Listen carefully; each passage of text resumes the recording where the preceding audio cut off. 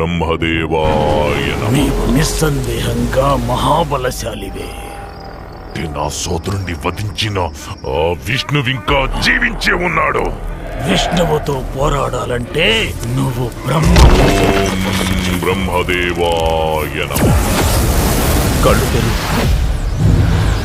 హిరణ్యకశిప, కోరుకో. నీకే వరం కావాలో కోరుకో. అన్నీ కావాలి.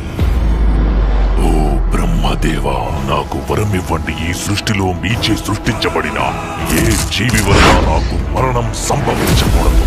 నా మరణం పగలు కాని రాత్రి కాని, నా మరణం గృహం లోపల కాని గృహం వెలుపల కాని, అస్త్ర శస్త్రాల వల్ల కాని, సజీవుల చేత కాని నిర్జీవుల చేత కాని.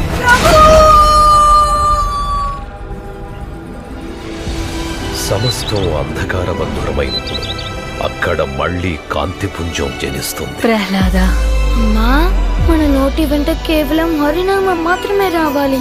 నిండు మనసున ఆయన శరణాగతిని కోరాలి. ఆ నామం మాత్రమే అందరికీ ముక్తినిస్తుంది. ఆ విష్ణుని విడనాడు. నేను భగవాన్ విష్ణువుని ఎప్పటికీ శత్రువుగా చూడలేను. భగవంతుడిని మరచిపో. నేను ప్రహ్లాదునికి మరణదండన విధిస్తున్నాను. మనమంతా అసురులం. ఇటువంటి పిచ్చి ఆటలు గురుకులంలో ఆడకూడదు.